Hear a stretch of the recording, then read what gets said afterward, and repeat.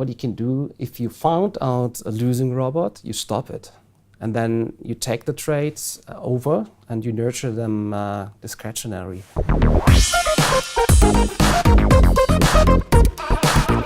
So Bernhard, we've spoken about trading robots, so now we're talking about trading robots failing. So what is a trading robot fail? We spoke about failing trading robots, right? And it's an algorithm that trades your account on a broker, but sometimes it doesn't win money, it loses money. Now, does it lose money all the time? Is this something that if you have a trading robot that doesn't work, it continues to lose money? You tested your trading robot after you developed it, probably in the historical tester. You can also test it in a forward run on paper money. Then you run it on real money, and it can produce a profit. And it can produce a profit for a decent time, a longer time.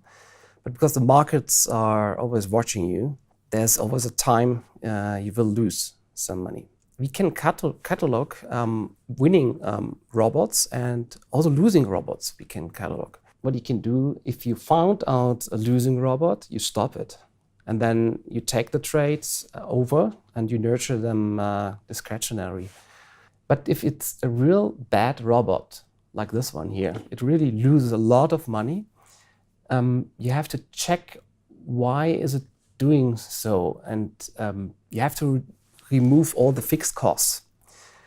It's a little bit like anything in the world, like any business has fixed costs. Mm-hmm. The same thing happens with broker and with trading as well. You have commission, you have swaps, overnights, and you also have spreads.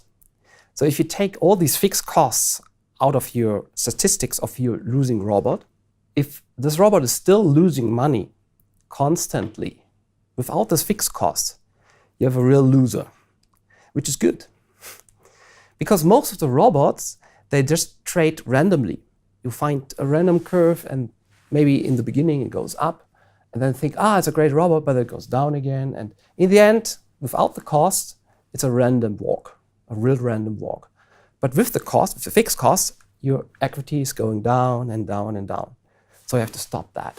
So you're saying that if there is a bad robot that actually is salvageable to reprogram it and to make it succeed again? That's one way you can do. Just take the existing robot and make a counter strategy out of this system. Mm-hmm. So anytime you would go long, you go short. Anytime you hit a take profit, you get a stop loss. Anytime you have a stop loss, you hit the take profit. And then you will see that after you change your robot, it will produce profit. Because of the system is positive on the counter side.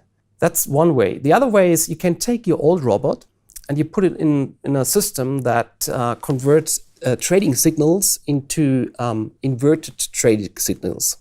So for instance, you have one account where you run your robot, for instance, a demo account because it's losing, and you have another account, like your real money account, and you send the signals, but you invert the signals, and you trade the inverted signals on your real account.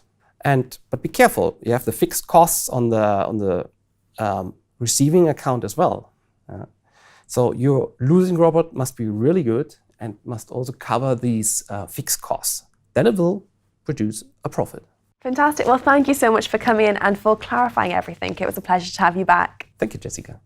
Well, that was all from us once again, but we want to hear how you found this interview, so please do like and comment on dukascopy.tv.